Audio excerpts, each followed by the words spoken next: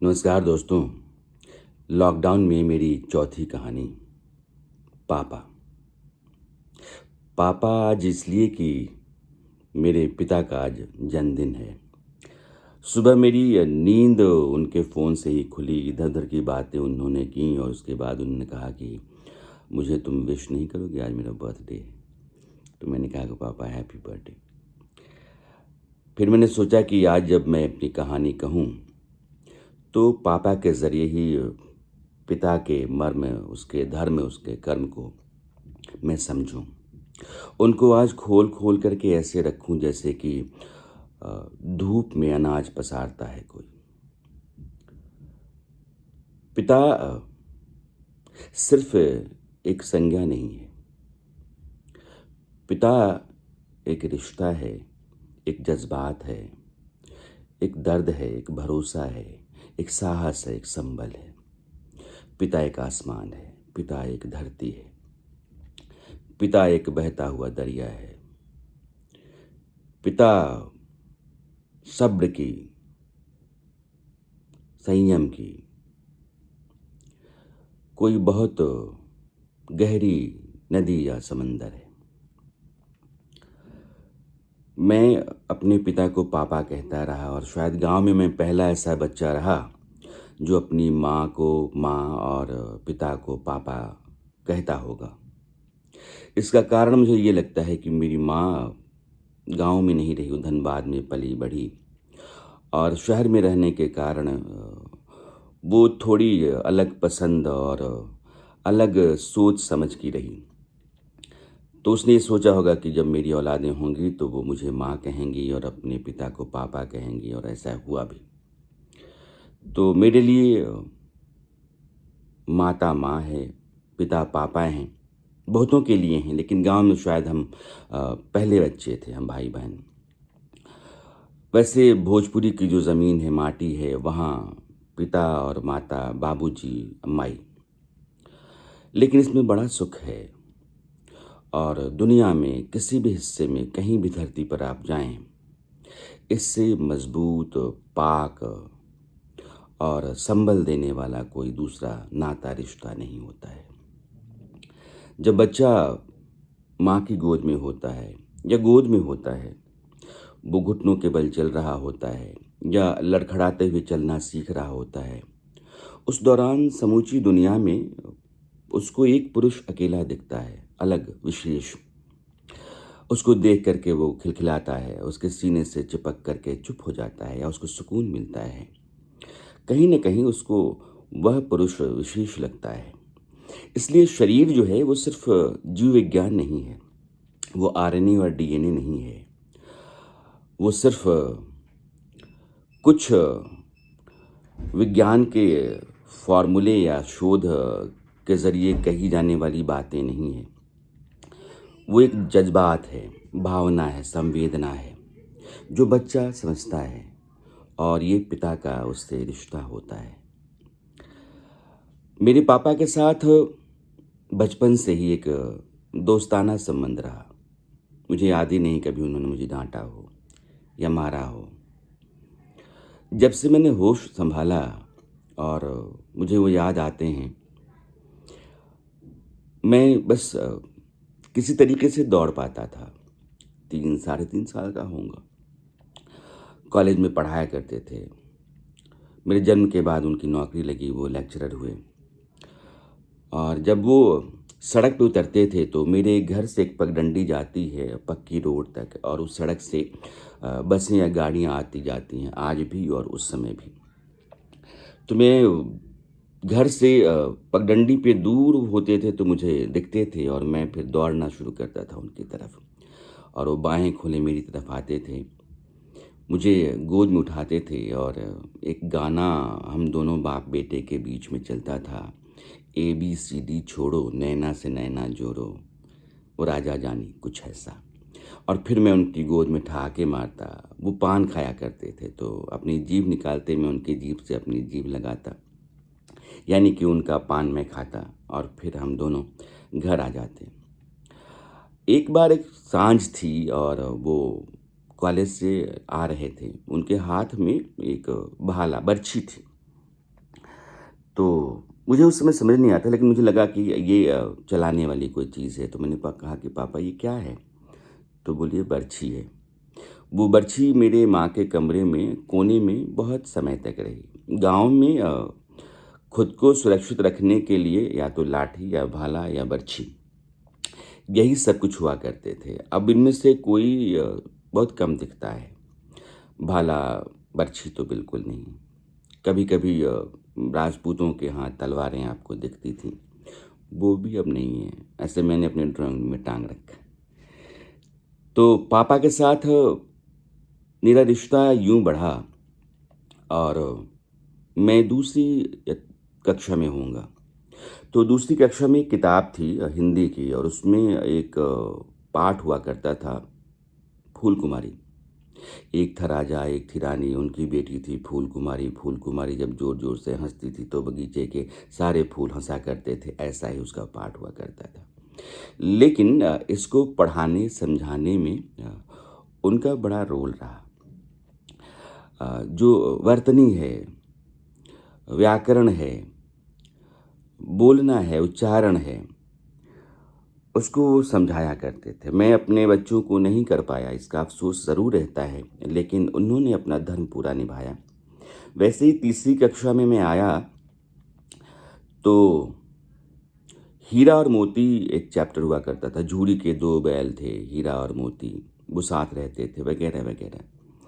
लेकिन वो शब्दार्थ क्या होता है, भावार्थ क्या होता है, जैसे-जैसे मैं होश सँभालता गया, मेरी कक्षाएँ बढ़ती चली गईं, किताबें थोड़ी और कठिन होती गईं, मुझे कोई समझाने वाला चाहिए, इसकी ज़रूरत बढ़ती गई, तो वो मेरे साथ चलते रहे। और मेरी जो उस समय की समझ रही, और उस समय मुझे लगता था कि मुझे कोई भी परेशानी होगी, कोई ऐसा अभ्यास मिलेगा, होमवर्क, जिसमें मैं फँसूँगा तो पापा हैं ना। और ये पापा हैं ना अपने आप में बहुत मायने रखता है। चंद्रकांत देवताले की एक कविता है, प्रेम पिता का दिखाई नहीं पड़ता। हाँ, दिखती हैं उनकी नसीहतें नुकीले पत्थरों सी। पिता पर बहुत सारी कविताएँ हैं, बहुत सारी कहानियाँ हैं, पूरा का पूरा साहित्य है, लेकिन उससे बहुत आगे और बहुत दूर तक पिता का विस्तार है। एक बार क्या हुआ कि मैं 5वीं में था, और गर्मियों के ही दिन हुआ करते थे, मॉर्निंग स्कूल चला करता था। मेरी एक टीचर हुआ करती थीं, सीता देवी, बहुत सुंदर थीं, और वो विज्ञान पढ़ाती थीं। उन्होंने मुझे किसी वजह से मारा, डस्टर से हथेलियों पर मारा, और मेरी हथेलियाँ सूज गईं। मैं घर आया तो मैंने अपना बस्ता रखा। जब मैं सोने लगा तो मेरी माँ ने मेरी हथेलियाँ देखी, तो पूछी कि ये कैसे सूजी हैं? तो मैंने बताया कि वो मैडम ने मारा। उसी समय पापा कॉलेज से आए, 1 घंटे या 1.5 घंटे बाद आए होंगे, चूँकि उनका भी कॉलेज मॉर्निंग हुआ करता था, तो 1:30-2 बजे के पास वो आ गए। मैं आकर के अभी सोया हुआ था। तो मेरी माँ ने कहा कि टीचर ने इसको मारा है, इसकी हथेलियाँ सूज गई हैं। उसी समय उनके पास एक हीरो पुक हुआ करता था, और उन्होंने हीरो पुक खरीदा था। गाँव में शायद वो पहला मोटर से चलने वाली कोई चीज़ होगी।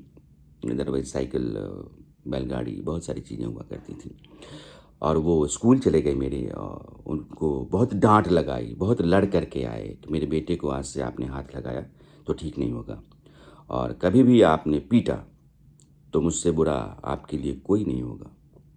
उसके बाद से उन्होंने मुझसे कुछ दिनों तक बात नहीं की, बाद में मुझे लाड़ करने लगी, चूँकि मैं स्टूडेंट ठीक रहा हमेशा। तो शिक्षकों की पसंद हुआ करता था। तो एक घटना पापा की ये थी, दूसरी घटना ये कि मैं 7वीं में था, और मेरे एक दोस्त ने कहा कि यार तुम एक ही कमीज़ और एक ही पैंट पहन कर के रोज़ क्यों आते हो? दरअसल पापा ने थोक में कपड़े सिलवा दिए, तो उन्होंने एक ही थान लिया पैंट का, और एक ही थान शर्ट के कपड़े की। तो मेरे जितनी भी शर्ट थीं वो सब एक ही थीं, एक ही रंग की, और पैंट भी वैसी ही थी। तो लोगों को लगता था कि वही शर्ट, वही पैंट पहन कर के जाता है। तो मैं घर आया, माँ से मैंने रोते-रोते कहा कि मेरे दोस्त कहते हैं कि तुम्हारे पास तो पैंट ही नहीं है, तुम्हारे पास तो कमीज़ ही नहीं है, तुम रोज़ एक ही पहन कर के आते हो। तो पापा आए, तो माँ ने कहा कि इसके कपड़े जो हैं वो आपने सिलवाए नहीं, एक ही कपड़ा पहन कर के जाता है। तो उन्होंने कहा कितने कपड़े तो हैं? तो उन्होंने कहा कि एक ही रंग के तो हैं सारे के सारे, तो बाहर इसके दोस्तों को लगता है कि एक ही पहनता है रोज़-रोज़।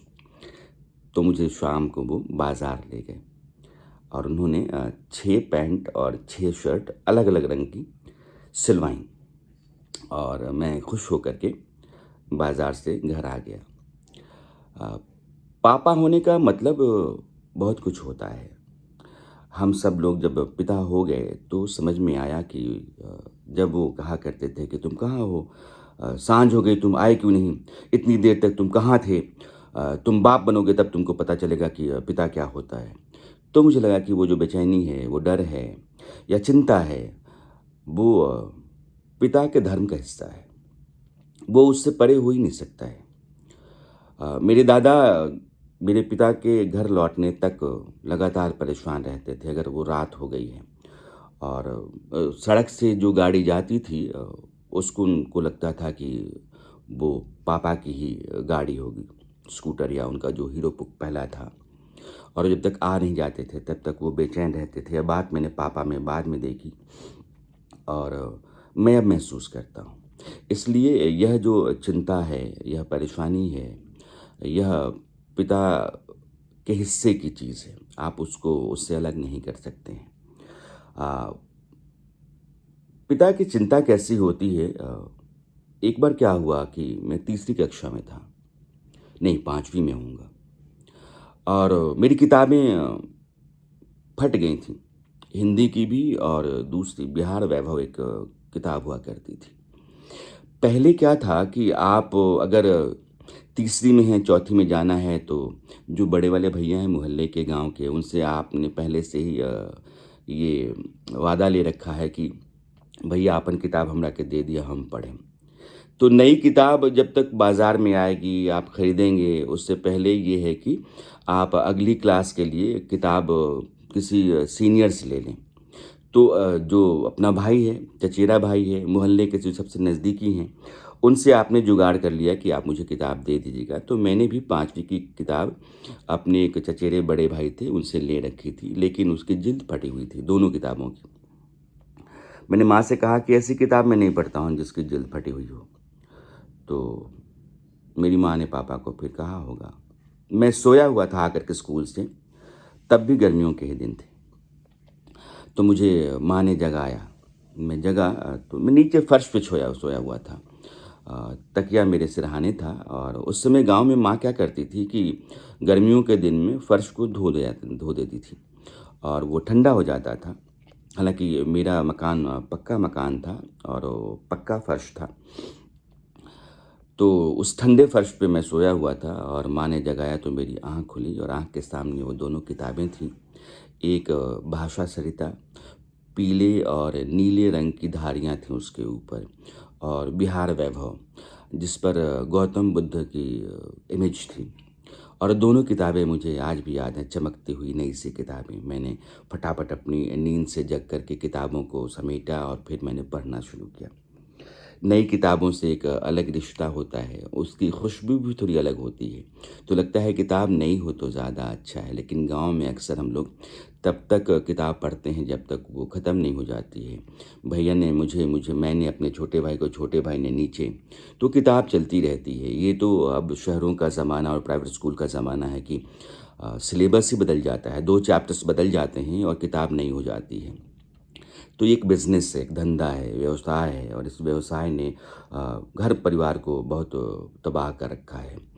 एजुकेशन को लेकर के इस देश में बहुत कुछ नहीं हुआ, कोई पॉलिसी इस तरह की नहीं बनी कि बच्चों को या आने वाली पीढ़ियों को आप ठीक रास्ते पर रख सकें।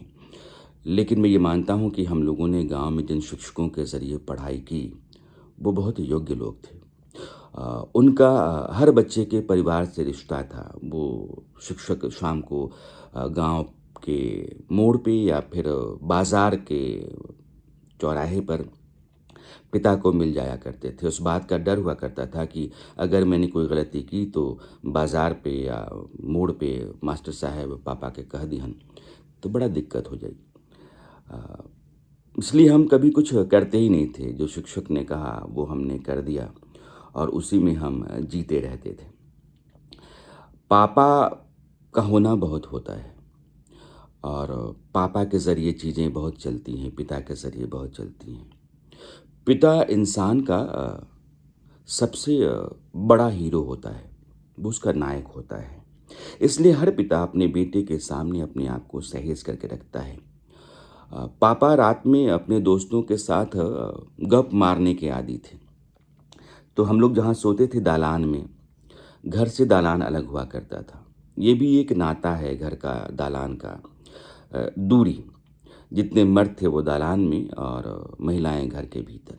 अब हम फ्लैट में आ गए तो बगल के कमरे में बेटा है, एक कमरे में मैं, दूसरे कमरे में पापा। लेकिन पहले थोड़ी दूरियाँ, थोड़ा लिहाज और रिश्ते में वो गर्मियाँ थीं, जो धीरे-धीरे ख़त्म होती चली गईं, अब वो पथराने लगी हैं। तो पापा रात में जाते हम लोगों को छोड़ कर के दालान में अपने दोस्तों से बात करने के लिए। एक आम का पेड़ हुआ करता था, वहाँ एक दालान था। वो मोहल्ले की ऐसी जगह थी जहाँ मोहल्ले के सभी लोग बैठ कर के पंचायत करते, गप्पे मारते। तो वहाँ जाते और वहाँ वो अपने दोस्तों के साथ गप मारने के अलावा कभी-कभार लिट्टी चोखा बन जाता। कभी वो चोर जब आते या चोरों के आने का डर होता या आस-पड़ोस के गाँव में चोरी हो जाती, तो जो गश्त होती है, उस गश्त पर मोहल्ले के सभी लोग मिल कर के निकलते, तो पापा भी उनके साथ घूमते-फिरते रहते थे। लेकिन हर घंटे, आधे घंटे पर वो दालान में आकर के हम लोगों को देख जाते कि सब ठीक तो है ना? बच्चे सो तो रहे हैं ना? और मैं उस अंधेरे में डरा हुआ सा जगा रहता कि पता नहीं भूत आ जाए, प्रेत आ जाए या कोई चोर आ जाए। तो मैं उनको आते हुए देखता और फिर जाते हुए भी देखता रहता। लेकिन उनके आते हुए से संभल और जाने से डर लगता। ये पिता होता है। बहुत मतलब होता है पिता होने का। और एक दफ़ा क्या हुआ कि मैं थोड़ा बड़ा हो गया